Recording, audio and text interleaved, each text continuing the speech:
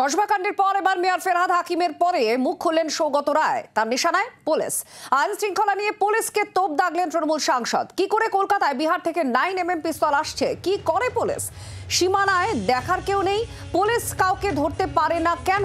New Barrackpore পুরসভার অনুষ্ঠানে এসে এই মন্তব্য করেন তৃণমূল সাংসদ সৌগত রায়। বরুণ সেনগুপ্ত আমাদের প্রতিনিধির সঙ্গে আছেন, বরুণের কাছে আমরা যাব, কিন্তু তার আগে আপনাদের শোনাবো সৌগত রায় তিনি এই অনুষ্ঠানে এসে কি বলেছেন, যার নিশানায় পুলিশ। পুলিশকে তো মানুষ মাইনে দেয়, পুলিশ পুজোর সময় ভালো কাজ করেছে, কিন্তু কি করে কলকাতা শহরে বিহার থেকে 9mm পিস্তল আসছে এটা তো ভাবা দরকার। পুলিশ কি করে?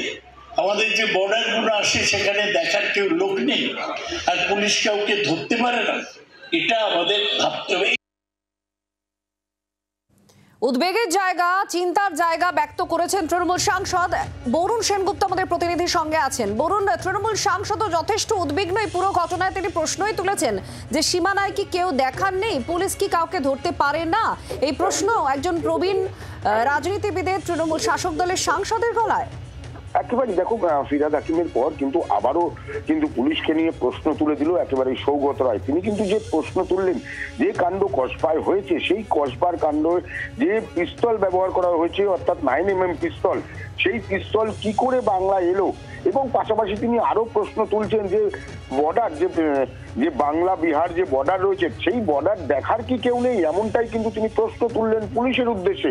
তিনি একদিকে বলেন যে পুলিশ পুজোর সময় খুব ভালো কাজ করেছে, কিন্তু পুজোর সময় কাজ করলেও যে ধরনের ঘটনা একেবারে কলকাতার বুকে কসবার মতো জায়গায় এক কাউন্সিলরকে একেবারে বন্দুক তাক করা হচ্ছে, 9mm পিস্তল দিয়ে তাক করা হচ্ছে, এবং বিহার থেকে বিভিন্ন দুষ্কৃতীরা কসবায় চলে আসছে বা কলকাতার বুকে চলে আসছে, তাহলে কি এই বিহার থেকে যারা আসছে বা এই বন্দুক আসছে সেখানে কি দেখার কেউ নেই? পুলিশ কি করছে? এই প্রশ্ন কিন্তু তুলে দিয়েছেন একেবারে প্রবীণ সাংসদ সৌগত রায়। যে প্রশ্ন কিন্তু কিছুদিন আগে আমরা দেখেছিলাম ফিরহাদ হাকিম তিনি কিন্তু তুলে দিলেন পুলিশের। আমরা ফিরহাদ হাকিমের বক্তব্য শোনাবো। বরুণ সেনগুপ্ত আমাদের প্রতিনিধি ছিলেন সঙ্গে। ফিরহাদ হাকিম গত পরশু ঠিক কি বলেছিলেন, অর্থাৎ কসবার ঘটনার সামনে আসার পরেই তিনি যথেষ্ট উদ্বেগ প্রকাশ করেন এবং ক্ষুব্ধও হন। পুলিশের ভূমিকা নিয়েও তিনি প্রশ্ন তোলেন যে পুলিশ কি করছে। কি বলেছিলেন সেদিন ফিরহাদ হাকিম, শুনুন। Enough is enough. আমাদের মুখ্যমন্ত্রী মমতা বন্দ্যোপাধ্যায় বারবার বলেছেন পুলিশকে যে আর্মস উদ্ধার করো, ইন্টারস্টেট ক্রিমিনালদের আটকাও, তারপরেও হাঁ করে বসে থাকা যাবে না। তাই পুলিশকে বলবো অ্যাক্ট নাও, অ্যাক্ট নাও। মুখ্যমন্ত্রী বলার পরে কেন আর্মস ঢুকছে, কি করে আর্মস ঢুকছে, ইন্টেলিজেন্স কোথায়, নেটওয়ার্ক কোথায়?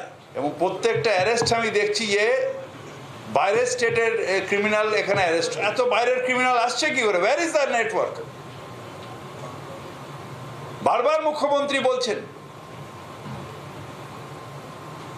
নাকি মুঙ্গের থেকে আমসা, যারা মুঙ্গের থেকে আমসা যান ধরার জায়গা করো। আমরা প্রতিক্রিয়া নেব। শ্রমিক ভট্টাচার্য বিজেপির রাজ্য মুখপাত্র, তিনি আমাদের সঙ্গে এই মুহূর্তে ফোনে আছেন। শ্রমিক বাবু, তৃণমূল সাংসদ এবার সৌগত রায় তিনি প্রশ্ন তুলছেন যে পুলিশ কি করছে, সীমানায় কেউ কি নেই, কাউকে কি ধরতে পারছে না পুলিশ, কি বলবেন? পুলিশ কি করছে তার থেকে আগে সৌগত রায় খবর নিন না যে তার বিভিন্ন মিউনিসিপ্যালিটিতে এত জলা জমি কি করে বোঝাই হয়ে গেল, এত পুকুর কি করে বোঝাই হলো। ওনাকে তালিকা দেব? উনি জানেন না কোথায় কি হচ্ছে, কারখানার জমি কিভাবে দখল হচ্ছে, সরকারি খাস জমি কি করে বিক্রি হয়ে যাচ্ছে দমদমে। এই নিয়ে তো উনি 4 বার নির্বাচিত হয়েছেন। ওনার মতো অ্যাক্টিভ জনপ্রতিনিধি পশ্চিমবঙ্গে কম আছে। কেউ যদি ক্যারাম বোর্ড প্রতিযোগিতায় ওনাকে ডাকে উনি পৌঁছে যান, লক্ষ্মী পুজোতে হলে তিনি অ্যাটেন্ড করেন। তার তো সমস্ত নখদর্পণে, সেখানে ভাগের লড়াই উনি জানেন না? উনি জানেন না ওনার মিউনিসিপাল ওনার সাম্রাজ্যের মধ্যেই একজন কাউন্সিলর সদর্পে মাইকে ঘোষণা করছে আমার এই কালী পুজোর টাকার অঙ্ক হচ্ছে 5 কোটি টাকার পুজো। আজকে যেখানে যা ঘটনা নিয়ে হয়েছে সেখানে পুলিশকে দায়ী করে কি হবে? পুলিশেরও তৃণমূল। তাকে জেতানোর জন্য তো পুলিশেরও ভূমিকা ছিল। তা পুলিশকে কাজে লাগাবেন, পুলিশকে সঙ্গে নিয়ে দরিদ্র মানুষের জমি কেড়ে নেবে, পুলিশকে সঙ্গে নিয়ে বিভিন্ন জায়গায় পুকুর বোঝাবে, তাহলে পুলিশ কি করবে? আজকে তাদের লুটের কারণে, তাদের 25-75-এর ভাগের কারণে মারামারি হচ্ছে, খুন হচ্ছে। তার কারণ হচ্ছে প্রমোটিং, সরকারি জমি দখল, ফুটপাত বিক্রি, দোকান ঘর তৈরি করার নামে লোকের থেকে 2 লক্ষ টাকা করে টাকা নেওয়া। যে কাউন্সিলর আক্রান্ত হয়েছেন সে কাউন্সিলরের সাম্রাজ্যটা কত বড় বিস্তৃত।